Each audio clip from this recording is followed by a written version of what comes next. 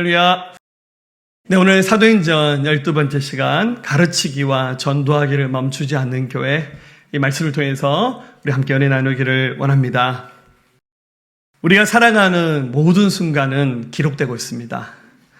우리 이것을 바로 역사라고 말합니다. 우리가 대단한 공인은 아니니까 우리의 역사가 책으로 기록될 만한 역사는 아니지만 하나님께서 우리 삶의 모든 순간 작은 일 하나하나도 다 기록하면서 우리가 천국에서는 그 역사를 충분히 돌아볼 수 있는 기회가 있을 겁니다. 여러분, 역사는 시간 속에서 흘러가고 있는데요. 시대마다 정치도 다릅니다. 좀 보수적인 정권이 들어설 때도 있고 좀 진보적인 정권, 때로는 왕정, 군주제도도 있었고 굉장히 혹독한 어둠의 역사도 있었습니다. 문화도 다르고 사람들의 삶의 방식, 법도 다르고 행정도 다르고 언어도 다르고 심지어 우리가 공유하는 음악 같은 문화조차도 역사 안에서 굉장히 다르게 바뀌고 있습니다. 이런 역사 속에 사람들은 자주 갈등을 합니다. 한 개인이 나라와 민족이 서로 갈등하면서 대적하고 분쟁하며 전쟁하기도 하고 굉장히 엎치락 뒤치락 하면서 역사가 그렇게 흘러가고 있습니다. 어느 순간 보면 너무 깊은 절망의 흑역사가 기록되는 순간 역사가 앞으로 나아가지 않는다는 느낌이 들 때도 있어요. 정말 내일 아침에 찬란한 아침해가 뜰 수 있을까라는 생각이 들면서 시간이 멈춰져 있고 퇴행하는 역사를 보기도 합니다. 그러나 여러분, 시간이 지나서 보면요, 어느 순간 역사는 앞으로 한 걸음씩 쭉 더 나아가면서 역사는 전진하고 있습니다. 특별히 우리 예수 믿는 사람들은 우리가 하나님을 경외하기 때문에 하나님이 이 온 우주 만물의 역사를 주관하고 계시기 때문에 하나님의 이 역사는 계속 일관성 있게, 운동성 있게 하나님은 역사를 이렇게 움직여가고 계십니다. 그래서 우리 하나님의 사람들은 그 하나님의 시선에 맞춰서 특별히 예수 그리스도, 예수님의 십자가의 죽음과 부활, 이 관점에서 역사를 볼 수 있어야 됩니다. 그래서 신학적으로 이것을 표현하기 때 구속사적인 관점에서 역사다 이렇게 말합니다. 세상의 역사는 그냥 세계사죠. 동서양의 역사 가지고 얘기하죠. 그런데 예수 그리스도에게 초점을 맞춰서 역사를 살펴보면 사뭇 다른 관점으로 지금의 우리의 역사가 흘러가고 있다는 사실을 알 수 있습니다. 이번 주간에 페이스북에 어느 목사님이 쓰신 글을 보면서 굉장히 감동을 받아서 제가 그 글을 한번 인용한 적이 있습니다. 글의 제목이 감히 인간의 시선으로 평가하지 말라라는 제목의 글이었어요. 내용은 뭐냐면 로마에 가면 성 베드로 성당이 있죠. 그 성 베드로 성당, 제가 알기로 15세기에 세워진 것을 알고 있는데 그 성당 한가운데 들어가면 굉장히 많은 예술 작품이 있는데 우리가 잘 아는 천재 화가였고 철학자였던 미켈란젤로가 거기에 천지창조도 그려놓고 했는데 거기 가면 이 미켈란젤로가 만든 유명한 대리석 작품 중에서 마리아가 예수님을 안고 있는 조각상이 있습니다. 이것을 바로 피에타상이라 말하죠. 바로 지금 사진에 나오는 그림입니다. 근데 미켈란젤로가 이 조각상을 처음 만들고 난 다음 많은 사람들이 고개를 갸우뚱하면서 미켈란젤로가 조금 이 조각상을 잘못 만들지 않았나 하면서 의문을 품었습니다. 내용은 예수님이 십자가를 지시고 운명하시고 난 다음에 내려오셔서 사진 좀 더 보여주세요. 예수님을 마리아가 안고 있는 장면인데 예수님이 성인 남성인데 거기에 비해서 마리아를 너무 크게 조각을 했어요. 마리아는 어쨌든 여성의 모습인데 또 예수님이 어머니였으니까 나이가 훨씬 더 많은데 마리아를 너무 젊고 예쁘게 조각했고 거기에 비해서 예수님은 너무 작게 만들었고 예수님의 축 늘어진 손과 다리를 보면서 여러분들 잘 보이는지 모르겠지만 마리아가 예수를 안고 있지만 마리아의 손바닥은 하늘을 향하고 있어요. 그래서 저 조각상 좀 잘못 만들지 않았나, 미켈란젤로가 실수하지 않았나 굉장히 많이 비판을 받았습니다. 이 논란에서 미켈란젤로가 그때 당시에 이렇게 대꾸했답니다. 이 조각상은 신에게, 하나님께 바치는 것이니 인간의 시선으로는 평가하지 말아 주십시오라는 말만 남겼습니다. 한참 후에 세월이 많이 흘렀습니다.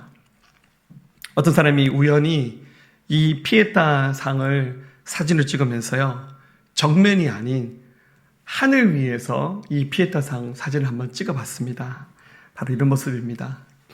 너무너무 놀라운 것은 마리아 얼굴은 보이지 않고 예수님의 얼굴이 정면으로 하늘로 보이고 있었고, 예수님의 그 몸이 다 드러나면서 마리아는 작게 보이고 예수님의 몸이 드러나면서 마리아가 왜 손바닥을 하늘로 향했는지 한참 후에 사람들이 이것을 사람의 시선이 아닌 하나님의 시선으로 보라 했던 미켈란젤로가 남겼던 말에 대해서 사람들이 곱씹게 되었습니다.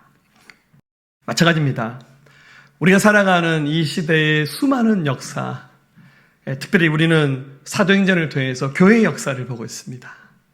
지금 이 지상에 세워진 첫 번째 교회, 예루살렘 교회, 교회가 딱 하나 세워졌어요. 지금 이 예루살렘 교회의 역사를 살펴보면서 그 다음에 더 많은 수많은 교회의 역사를 이 사도행전을 통해서 앞으로 살피게 될 것인데요. 이 예루살렘 교회가 나아갔던 역사 역시 성장과 부흥 그리고 쇠퇴를 반복하면서 이 교회가 앞으로 나아갔다는 겁니다. 예루살렘 교회뿐만 아니라 1세기에 등장했던 수많은 교회들, 때로는 부흥을 경험했고 성장을 경험했고 때로는 교회가 사라져버리게 됐습니다. 왜 이런 역사들을 하나님께서 겪게 하셨는가를 생각하면서 우리가 21세기 현대교회, 한국교회를 섬기고 있는 우리가 믿음의 사람들이지 않습니까? 하나님이 교회를 세워나가시는 역사를 통해서 과연 하나님 무엇을 의도하시고 생각하셨는지 하나님의 시선에서 이것을 바라볼 수 있기를 원합니다. 사도 바울이 고린도후서 6장에서 한참 후에 자기의 사역을 돌아보면서 그가 믿음으로 이렇게 말합니다. 7절에서 10절 우리 같이 한번 읽어볼까요? 진리의 말씀과 하나님의 능력으로 의의 무기를 좌우에 가지고 영광과 욕됨으로 그랬으며 악한 이름과 아름다운 이름으로 그러했느니라. 우리는 속이는 자 같으나 참되고 무명한 자 같으나 유명한 자요 죽은 자 같으나 보라 우리가 살아있고 징계를 받는 자 같으나 죽임을 당하지 아니하고 근심하는 자 같으나 항상 기뻐하고 가난한 자 같으나 많은 사람을 부유하게 하고 아무것도 없는 자 같으나 모든 것을 가진 자로다. 아멘. 사도 바울이 자기의 그 사역을 한참 돌아가면서 고린도에게 했던 말이 있죠. 말씀을 가지고 갔던 사도였고 목회자였고 선교사로서 평생 살았던 그가 돌아봤을 때 영광과 욕됨이 함께했던 생애, 악한 이름과 아름다운 이름으로 동시에 공존하며 불려졌던 이름, 속이는 자처럼 보였으나 사실은 참된 자였고 무명한 자 같았으나 유명한 자요 죽은 자 같았으나 살아있는 자요 아무것도 없는 자 같으나 모든 것을 가진 자였다라는 이 믿음의 고백 격하면서 이 사도행전의 역사를 통해서 초대교회를 세워나가셨던 하나님의 일을 통해서 오늘 이 시간 여러분의 서 있는 역사 가운데서 여러분의 삶의 현장에서 여러분 무엇에 초점을 맞춰야 될지 이 말씀을 통해 살피기를 주님의 이름으로 간곡히 부탁드립니다. 자, 계속 살핀 대로 예루살렘 교회 역사가 기록되고 있습니다. 여러분 이 최초의 교회 예루살렘 교회 이름을 붙이자면 제1교회겠죠. 예루살렘 퍼스트 처치입니다. 이 교회가 굉장한 부흥을 경험했습니다. 한꺼번에 수천 명이 돌아와서 침례받고 난리가 났습니다. 사도들이 이 교회를 이끌어가면서 맨 처음 교회를 세울 때 주셨던 말씀을 떠올려봅니다. 여러분 하나님이 교회를 세울 때 주셨던 말씀이 사도행 1장 8절 말씀이잖아요. 오직 성령이 너에게 임하시면 너희가 권능을 받고 예루살렘과 온 유대와 사마리아와 땅끝까지 이르러 내 증인이 되리라 하시니라. 지금 교회가 예루살렘에 딱 하나가 세워졌어요. 근데 분명히 교회를 세울 때 주님이 하셨던 말씀이 이 교회가 가까이 있는 유대 지방과 사마리아와 그리고 땅끝까지 이르러 교회가 세워질 것에 대한 하나님의 암시의 말씀이 있었어요. 사도들이 교회가 부흥하면서 그 말씀을 떠올렸을 때 과연 예루살렘에 세워진 이 교회가 어떻게 땅끝까지 복음을 전할까? 굉장히 뛰어넘어야 될 관문들이 많습니다. 사실 사도들은 다 유대인들이잖아요. 100% 유대인입니다. 이방 사람들 세계에 들어가는 것도 부담스럽고 이방 세계에 가서 교회 세운다는 거 지금 전혀 개념이 안 잡혀 있어요. 땅끝이 어딥니까? 우리 동네 땅끝은 호미곶입니다. 할렐루야. 근데 이 지방 사람들의 세계관의 땅끝은 대서양 끄트머리입니다. 그럼 대서양 입구에 아프리카와 유럽이 닿을 듯 말 듯 있는데 아프리카 쪽에 모로코가 있고 유럽 쪽에는 사바나로 불렸던 스페인이 이렇게 맞닿아 있어요. 그래서 당시 사람들의 세계관 속에 세계관은 저기 모로코나 사바나쯤 생각했어요. 굉장히 먼 곳이고 또 이방 사람이 살고 있는 거기에 교회 생당한 것은 상상할 수 없는 일입니다. 그럼 여러분들 어떻게 해야 되겠습니까? 교회가 더 폭발적으로 부흥하고 막 교회가 막대한 어떤 재정과 사람들 가지고 막 선교사 파송하고 이렇게 해야 되잖아요. 그런데 놀랍게도 첫 걸음부터 스텝이 꼬이기 시작했습니다. 생각보다 유대인들의 핍박이 엄청났습니다. 그래서 이 예루살렘 교회가 휘청이기 시작했습니다. 우리 앞에도 이 교회를 이끌었던 12사도가 싹 다 잡혀서 감옥에 갇혀서 풀려난 사건이 있었는데 오늘 본문에도 보니까 핍박당하는 사도들의 이야기가 나옵니다. 5장 17절 대제사장과 그와 함께 있는 사람 즉 사두개인의 당파가 다 마음에 시기가 가득하여 일어나서 사도들을 잡아다가 옥에 가뒀더니 자 지금 교회가 엄청나게 부흥하기 시작했는데요. 이 유대교회 지도자들 대제사장들 또 당시 대제사장들은 대부분 다 사두개인들에 속한 사람들이었죠. 어떡합니까? 사도들을 잡아서 감옥에다 집어넣어 버렸어요. 여러분 지금 사도들과 교회는 오직 복음에만 집중했어요. 열심히 복음 전하고 열심히 죄를 감당했는데 결과적으로 일어난 사건은 사도들이 감옥에 갇히면서 교회가 굉장히 위축되었습니다. 분명히 역사를 주관하시는 하나님께서 당신의 뜻대로 역사를 움직여가고 계신데 왜 1세기 첫 번째 교회였던 이 예루살렘 교회 이렇게 곤란스럽게 교회를 어렵게 하셨을까요? 그럼 우리가 하나님의 뜻을 다 할 수는 없지만 이 가운데 하나님의 숨겨진 섭리와 뜻이 있지 않습니까? 여러분 저도 그렇고 여러분 모두가 늘 만사형통 순적한 길 가고 싶어요. 인생의 고난 하나님 고난도 선물로 주세요 이런 기도 하고 싶지 않잖아요.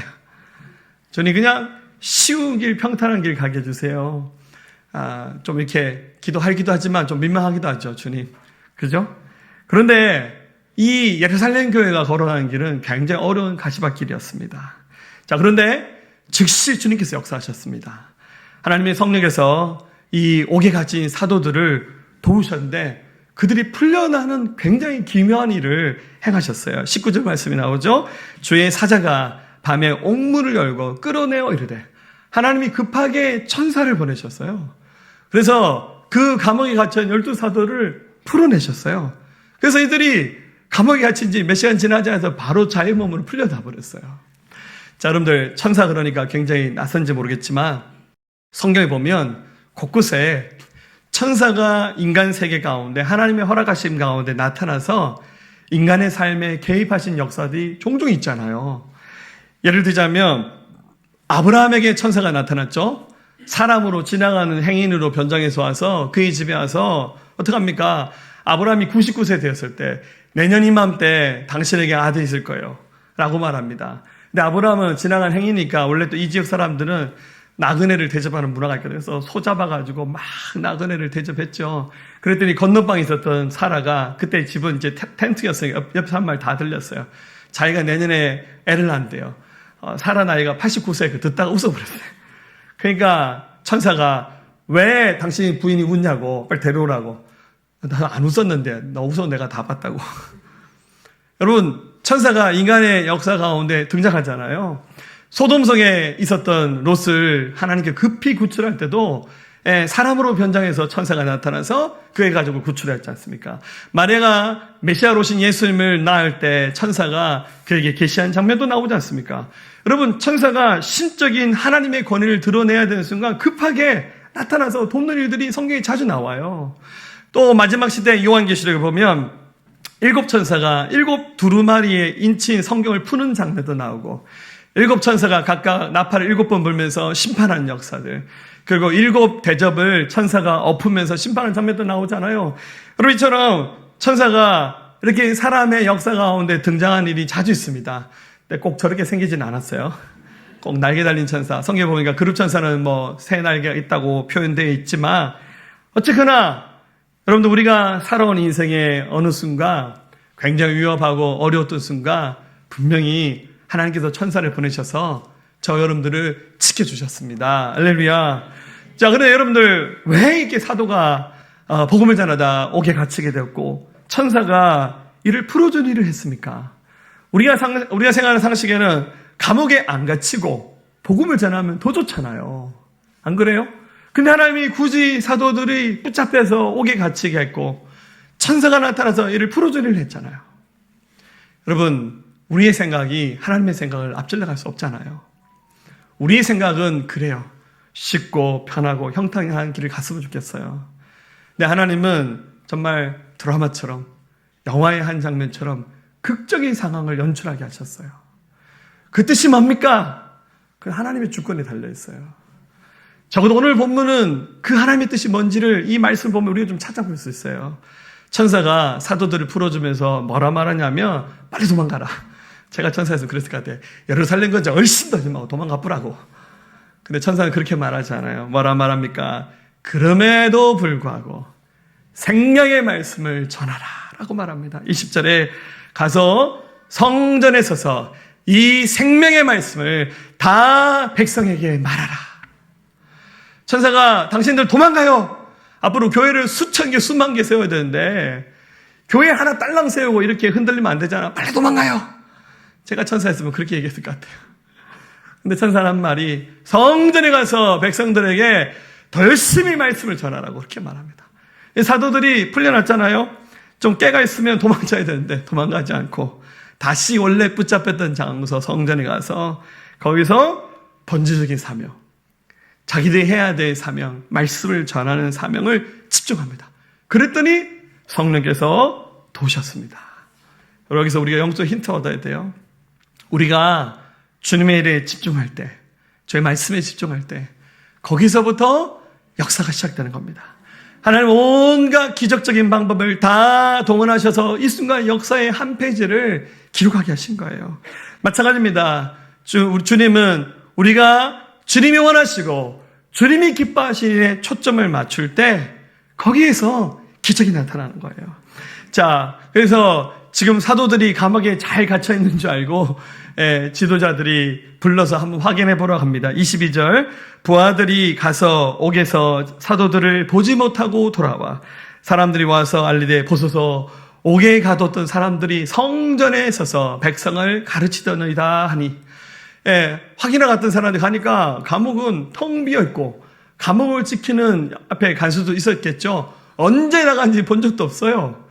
나와보니까 그 감옥에 갇힌 사도들이 성전에 서서 또 거기서 백성들을 가르치고 있는 거예요. 기가 막힌 상황이었습니다. 이런 걸 보면서 여러분 어떤 생각이 듭니까? 말씀에 소도에 말씀드렸죠. 역사는 전진하고 있습니다. 역사는 운동성 있게 일정한 방향으로 가고 있어요. 아무리 악이 성행할지라도, 아무리 사단이 하나님의 교회를 엎치라 뒤치라 한다 할지라도 하나님은 당신의 뜻을 이루어가면서 교회와 그리스도인들을 사용하시는 겁니다. 할렐루야. 그래서 우리가 하나님의 관점에서 봐야 돼요. 하나님의 관점에서 왜 하나님이 이렇게 일을 하시고 이것을 통해서 이루고자 하는 하나님의 섭리와 뜻이 뭔지를 살펴볼 수 있어야 됩니다. 그리고 이 장면에서 가장 두려웠던 사람들이 누구냐면요, 사도들은요 성전에서 지금 복음 전하면서 하나도 쫄지 않아요. 여기서 전하다가 잡혀갔는데 그래서 또 전하면 감옥을 불법으로 탈출한 거잖아요. 탈옥한 거잖아요. 엄밀히 말하면 또 잡혀갈 수 있잖아요. 전혀 겁내지 않아요. 오히려 누가 겁을 냈냐면 사도들을 감옥에 집어넣었던 사람들, 불신자들이죠. 이들이 더 두려웠어요. 이들을 두렵게 하시는 역전의 하나님의 역사를 우리가 볼 수 있습니다. 26절, 성전 맡은 자가 부하들과 같이 가서 그들을 잡아왔으나 강제로 못하면 백성들이 돌로 칠까 두려워합니다. 가서 성전에 있는 사도들이 가서 지금 지도자들이 불렀잖아요. 잡아가야 되는데 어떡합니까? 부탁합니다. 저 가시죠. 지금 종교 지도자들이 당신들한테 화가 이빨이 났습니다. 한번 가시자고 정중하게 그들을 강제 연행하지 못하고 12사도들을 데리고 가서 지금 종교 지도자 있는 그 공회 장소로 이동합니다. 어떻게 하셨습니까? 하나님이 불신자의 마음을 두렵게 하면서 이 어려움의 고난을 완전히 하나님께서 거꾸로 180도 하나 완전히 바꿔주셨습니다. 사랑하는 여러분들, 우리가 믿는 하나님은 전능하신 하나님 믿습니다. 할렐루야. 하나님은 권능의 하나님이세요. 그 하나님이 역사하십니다. 여러분들 성경에 하나님의 권능을 경험했던 수많은 사람들 이야기 나오잖아요. 여러분 다니엘은 어떻게 했습니까? 다니엘이 이스라엘이 나라가 망할 때 포로로 그 바벨론을 끌려갔던 정말 그 포로 민중의 한 사람이잖아요. 또 나라가 망한 그 왕족의 후손입니다. 거기서 겨우 왕의 시종을 드는 소년으로 발탁돼서 거기서 생활했는데 하나님의 은혜로 그 바벨론의 모든 학문들을 배우면서 나중에 이 다니엘이 이 나라의 총리가 되었습니다. 여러분들 다니엘이 총리가 되어서 그 나라에서 쓰임받는 동안 그는 절대 신앙을 굽히지 않았어요. 여러분 다니엘이 시기했던 사람들이 몇 번 함정을 파는데 당시 다리오 왕에게 말하기를 왕이 아닌 다른 신에게 기도한 사람은 전부 다 잡아서 사자굴에 던져야 한다고. 그래서 왕이 그 조서를 만들어서 나라 전체에 선포합니다. 근데 다니엘이 어떻게 합니까? 전혀 쫄지 않아요. 어떻게 합니까? 하루에 3번 예루살렘이 있는 곳을 향하여 창을 열고 기도합니다. 왜냐하면 솔로몬이 예루살렘에서 성전을 봉헌해 드릴 때 하나님 앞에 했던 기도가 있잖아요. 하나님 만일 우리 백성이 흩어져서 다른 데 있다 할지라도 이 성전을 향하여 손을 들고 기도하면 하나님이 들어주셔야 됩니다. 하나님이 그 성전을 받으시면서 그 솔로몬의 기도를 받으셨어요. 그래서 이 솔로몬의 기도를 알았던 다니엘이 어떻게 합니까? 손을 들고 하루에 3번 기도하는 거예요. 그러니까 뭐 크게 기도하는 거예요. 그러니까 지나간 사람들이 아이 다니엘이 기도하네. 왕이 아닌 다른 신에게 기도하면 잡혀간다 그랬는데 결국 다니엘이 붙잡혀가서 어쩔 수 없이 사자굴에 던져졌지만 어떻게 됐습니까? 하나님이 머리털 하나 상치 않도록 다니엘을 보호해주셨습니다. 그리고 이 현장을 봤던 다리오 왕, 그는 안 믿는 사람입니다. 뭐라 말합니까? 다니엘 6장 26절 내가 이제 조소를 내리노라. 내 나라 관할 아래 있는 사람들은 다 다니엘의 하나님 앞에서 떨며 두려워할지니 그는 사시는 하나님이시여 영원히 변치 않으실 자시며 그 나라는 망하지 아니할 것이요 그 권세는 무궁할 것이며 그는 구원도 하시며 건져내기도 하시며 하늘에서든지 땅에서든지 이적과 기사를 행하시는 자로서 다니엘을 구원하여 사자 입에서 벗어나게 하셨음이니라 하였더라. 불신자 입에서 말하기를 하나님의 나라는 절대로 망하지 않고 그 권세는 영원 무궁할 겁니다. 하나님의 살아계심을 보게 하셨어요. 이게 다니엘이 서 있었던 순간의 역사의 한 장면이고, 그리고 오늘 이 사도행전 5장 속에 사도들이 붙잡혀 가서 여러분들 죽음의 순간, 위기의 순간 가운데 하나님이 권능으로 나타나시면서 이들을 도우셨다는 사실. 지금 우리가 서 있는 이 역사의 한순간, 역사가 계속 앞으로 흘러가고 있습니다. 하나님의 시선으로, 예수 그리스도의 구속의 그 시선으로 역사를 살펴보면서 하나님이 나를 통해서 하나님 이 순간 어떤 당신의 뜻을 이루어갈지 거기에 초점을 맞추는 겁니다. 결국 여기에 초점을 맞췄던 사람들은 끝까지 존귀한 일에 쓰임받았고, 초점이 하나님께 맞춰지지 않았던 사람들은 결국 악한 일에만 쓰임받다가 버림받는 자들이 됩니다. 여기 지금 이 장면 속에 등장하는 종교 지도자들, 이들은 종교적인 패권을 가지고 끝까지 사도들과 예루살렘 교회를 방해합니다. 이들이 지금 사도들을 붙잡아서 유대인들의 공의 앞에 세워서 신문을 합니다. 27절 그들을 끌어다가 공의 앞에 세우니 대제장이 물어 28절 이르되 우리가 이 이름으로 사람을 가르치지 말라고 언급하였을 때 너희가 너희 가르침을 예루살렘에 가득하게 하니 이 사람의 피를 우리에게로 돌리고자 함이로다. 그러면서 사도들을 막 핍박합니다. 여러분 이 공회는 사람을 죽이고 살릴 수 있는 결정을 할 수 있는 곳입니다. 예수님이 결국 이 공회에서 사형 선고를 받으셔서 십자가에서 죽으신 곳이잖아요. 지금 이들이 가지고 있는 종교적인 힘을 가지고 12사도들 싹 다 사형 선고하면 그걸로 끝이 나는 거예요. 그런데 사도들은 여기서 전혀 개의치 않고 굉장히 당당합니다. 왜냐하면 그 감옥에서 기적적으로 풀려나는 기적을 경험했잖아요. 하나님의 그 역사를 봤잖아요. 그래서 비록 지금 이 서 있는 순간이 위기의 순간이 어려움의 순간이지만 하나님의 일하심을 봤기 때문에 전혀 두려워하지 않았습니다. 사랑하는 여러분들, 은혜가 충만한 곳에는 마귀들도 항상 역사합니다. 하나님이 성령으로 역사하시고 부흥을 주시는 곳에 그런 마귀는 호시탐탐 노리면서 하나님의 교회를 파려가는 일이 있습니다. 우리 지난주에 나눴던 것처럼 교회 안에 빛의 역사도 있고 어둠의 역사도 같이 공존하는 겁니다.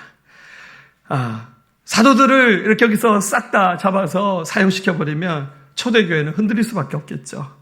그런데 얼마나 하나님이 급하셨던지 천사를 보내셔서 사도들을 풀어주셨다는 말은 지금 이 위기조차도 하나님께서 이기게 하시겠다. 그 메시지가 담겨 있는 거 아니겠습니까? 사랑하는 여러분들, 역사는 전진하고 있습니다. 이 역사 가운데 빛나는 주인공으로 쓰임받는 사람도 있고 주인공 아니어도 무대 뒤에 있는 영웅, 빛나는 조연처럼 쓰임받는 사람도 있습니다. 앞에 서 있는 목사만 주인공이 아닙니다. 저는 상을 많이 받잖아요. 교회에서 월급도 받잖아요. 할렐루야. 어쩌면 무대 뒤의 영웅인 여러분들이 더 상을 많이 받으실 수도 있습니다. 하지만 가장 안타까운 사람들은 악역만 하다가 본인이 무슨 일을 하는지 무슨 짓을 하는지 몰라요. 그 역할만 하다가 버림받는 인생도 있다는 거예요. 잠언 16장 4절, 여호와께서 온갖 것을 그 쓰임에 적당하게 지으셨나니 악인도 악한 날에 적당하게 하셨나니라. 제가 예수님 처음 믿을 때 우리 아버님이 진짜 반대 많이 하셨거든요. 제가 장남이었잖아요. 제 아버님한테 많이 맞았습니다. 교회만 갔다 오시면 맥 깎아서 대문 앞에 세워놓으시고 대문 잠가버리셨어요. 근데 또 그때 주셨던 말씀이 고린도전 13장 말씀, 사랑은 오래 참고 무례행하지 않는 거라고. 그래서 예수님 믿는 것 빼고는 내가 다 순종하겠습니다. 하도 핍박하니까 제가 기도했던 거 생각납니다. 하나님, 악역만 하다가 버림받는 인생 되지 않게 하시고 꼭 예수 믿게 해주셔야 됩니다. 할렐루야. 제 아버님 80이 훨씬 넘으셨지만 지금 그래도 예수 믿게 되었습니다. 본인은 제가 그런 기도하는 거 모를 겁니다. 그런 얘기 한 적이 한 번도 없으니까. 처음 가면 제가 그때 얘기 좀 하려고요. 내가 기도 많이 했다고. 여러분, 할 수만 있다면 악한 역할에 쓰임받는 자가 아니라 선한 일에 쓰임받는 자들이 되셔야 됩니다. 결국 사도들은 복음으로 충만한 모습을 보여줍니다. 지금 신문당하는 거 전혀 쫄지 않아요. 29절, 베드로와 사도들이 대답하이르되 사람보다 하나님께 순종한 것이 마땅하니라. 우리는 일의 증인이요. 32절, 하나님이 자기에게 순종하는 사람에게 주신 성령도 그러하니라 하더라. 지금 이 자리에서 말 한마디 잘못하면 목이 날아갈 수 있어요. 그런데 사람 두려워하지 않고 복음으로 충만해서 역사하시는 하나님의 그 역사 안에서 자신들이 해야 될 역할에 대해서 충실한 거예요. 왜냐하면 주님의 기적을 봤잖아요. 그렇기 때문에 이 위기조차 하나님께서 피할 길을 열어주셔서 능히 감당케 하실 것이라는 사실을 확신했습니다. 33절, 그들이 듣고 크게 노하여 사도들을 없이 하고자 할세. 34절, 바리새인 가말리엘은 율법교사라 모든 백성에게 존경을 받는 자라. 공회 중에 일어나 명하여 사도들 잠깐 밖에 나가게 하고. 자, 이 위기의 순간 하나님이 위기를 벗어나게 하실 때 하나님이 여기에 가말리엘이라는 사람을 등장하게 해서 이 재판을 하나님께서 뒤집어 버리게 하셔요. 네, 그래서 이 위기 속에서 사도들이 하나님의 은혜로 피할 길을 얻는 계기를 얻게 됩니다. 여러분, 이것을 좀 이해하려면 당시 유대인의 공의를 조금 알아야 되는데요. 여러분, 이스라엘은 이미 로마의 지배를 받고 있어서 정치적으로 행정적으로 로마의 그 행정을 그대로 카피하고 있었어요. 왕은 있지만 왕은 아무 권한이 없어요. 로마에서 파견된 총독이 실제적인 권한을 가졌는데 모양새는 로마를 본받아서 민주주의를 했습니다. 의회가 있었는데 그걸 바로 공회라 합니다. 이스라엘은 사내들인 공회가 있었는데 공회 의원이 한 70명에서 100명쯤 되었다고 합니다. 가장 명망 있는 사람들이 공회 일원이 되죠. 요한복음 3장에 나오는 그 니고데모도 사내들인 공회의 일원 중에 한 사람이었습니다. 재판이 열릴 때 공회의 뒷부분이 이렇게 원형으로 되어서 사내들인 공회의 의원들이 그날 출석한 사람 뒷자리에 앉습니다. 그 앞에는 서기관이 서서 지금 진행되는 재판을 기록하고, 그리고 공회원 뒤에는 당시의 율법학자들이 3열로 앉아서 이 재판을 보는 겁니다. 오늘날 재판은 굉장히 비싸죠. 판사가 있고 배심원 있고 변호사, 검사, 그리고 피고, 원고 이런 사람들이 같이 있는 거죠. 자, 예수님을 여기서 재판했듯이 12제가 여기서 지금 재판을 다 받고 있는 사이에 갑자기 가말리엘이라는 당시에 최고의 존경받는 율법 교사, 이 사람이 굉장히 선한 일에 쓰임을 받게 됩니다. 아마 이 사람이 그날 재판에 배석했던 사람 중에 한 사람이었던 것 같습니다. 갑자기 일어나서 할 말 있으니까 12제자를 밖에 나가게 합시다 하고 12제자를 밖으로 내보냅니다. 그러면서 그가 굉장히 논리적인 말을 합니다. 38절, 이제 내가 너에게 말하노니 이 사람들을 상관하지 말고 버려두라. 이 사상과 소행이 사람으로부터 났으면 무너질 것이요, 만일 하나님께로부터 났으면 너희가 그들을 무너뜨릴 수도 없겠고 도리어 하나님을 대적한 자가 될까 하노라. 와, 이게 제가 들어도 굉장히 감동적인 얘기예요. 여러분들, 가말리엘은 예수 믿는 사람이 아닙니다. 이 사람 당대 최고의 율법 선생이었어요. 근데 그가 하는 말이, 이 사람들 내버려 둡시다. 이게 사람으로부터 나온 얘기면 얼마 안 지나서 그 사람 망합니다. 근데 하나님께로부터 나왔다면 우리가 그 일을 막을 수 없잖아요. 그리고 잘못하면 우리가 하나님을 대적한 자가 됩니다. 그러니까 우리 경고망동하지 말고, 내가 봤을 때 큰 잘못도 없는 것 같아요. 내보내 줍시다. 그래서 이 가말리엘의 말 때문에, 이분이 굉장히 영향력인 사람이다 보니까 사람들이 순간적으로 생각해보니까, 그래 맞다. 남에게 해코지한 것도 아니고 자기네끼리 저러는데 내보내 줍시다. 순식간에 사람들의 마음이 바뀌어져서 죽을 수 있는 절제점을 위기에서 12사도가 무사히 풀려납니다. 이게 여러분들 우연일까요? 아닙니다. 하나님이 이 순간 가말리엘이라는 사람을 사용하셨어요. 제가 너무 가말리엘이 궁금해서 이렇게 한번 찾아봤는데요. 가말리엘에 관한 자료는 잘 없어요. 이 사람 유명한 율법사의 자녀였는데, 이 사람 예수 믿었다는 기록이 어느 기록에 있긴 있어요. 죽기 얼마 전에 믿었다는 기록이 있는데 정확한 전승이 아니에요. 이 사람은 예수님 안 믿는 사람이에요. 다만 유대교의 하나님만 믿는 사람이에요. 근데 어떻게 이렇게 신기하게도 적재적소에 필요한 말을 하면서 사도들을 구출하는 그 역할을 합니다.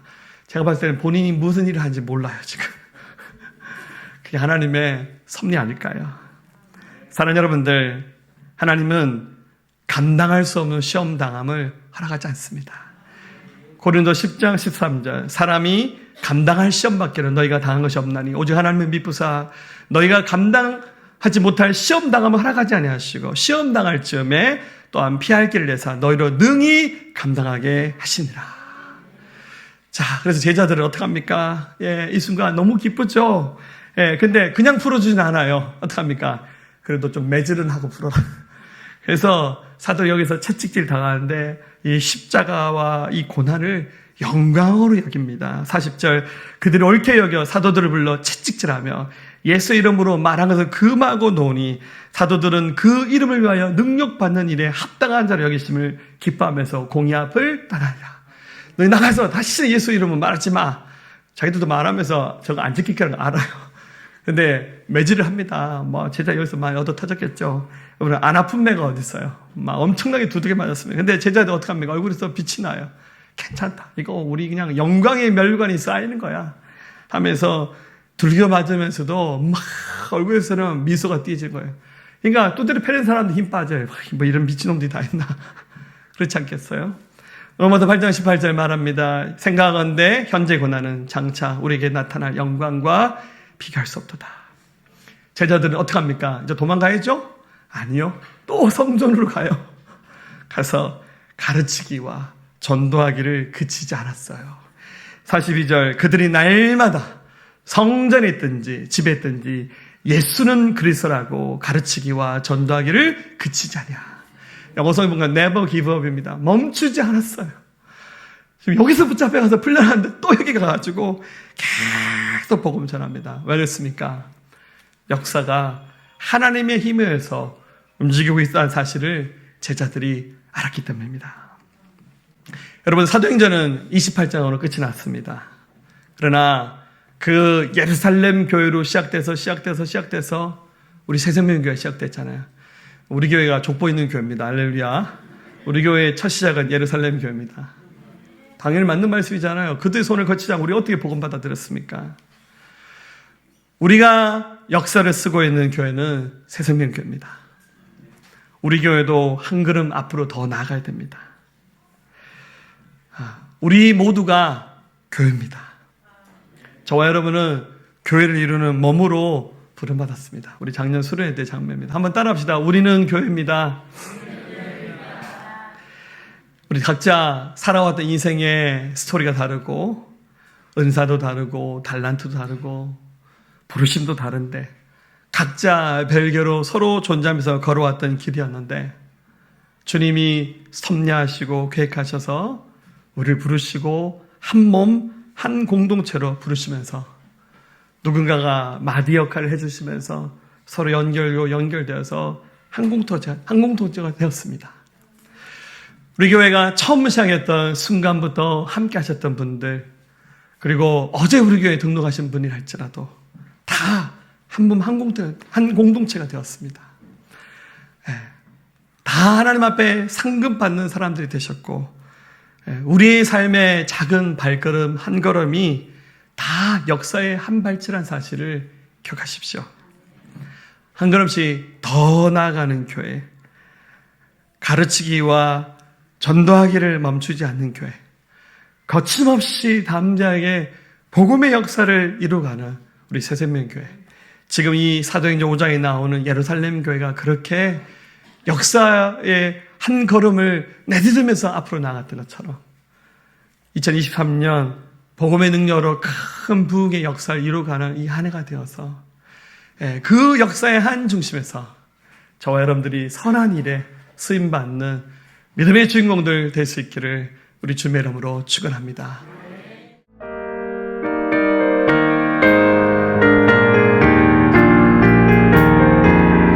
시온성과 같은 교회, 시온성과 같은 교회, 그의 영광 한없다. 허락하신 말씀대로 주가 친히 세웠다. 반석 위에 세운 교회, 끈들 장하느라. 모든 원수 해와 사도 아무 근심 없도다. 생명샘이 솟아나와 모든 성도 마시니 언제든지 흘러넘쳐 부족함이 없도다. 이런 물이 흘러가니 목마른 자 누구라. 주의 은혜 풍족하여 넘치고도 넘친다. 주의 은혜 내가 받아 시온 백성 되는데 세상 사람 비방해도 주를 찬송하리라. 세상 모든 영광 아침 안개 같으라. 주의 자녀 하늘 보는 영원 무궁하도다. 할렐루야. 이제는 교회의 머리 되신 예수 그리스도의 은혜와 독생자를 아낌없이 내어주시 하나님 아버지의 만극하시고 다음 없는 사랑하심과 성령님의 내주하시고 교통하시고 함께하심이 오늘 예배한 사랑하는 성도들 모든 심령 가운데 이들 가정과 일터와 나라 민족과 모든 열방 가운데 지금부터 영원토록 함께 하옵시기를 간절히 축원하옵나이다. 아멘.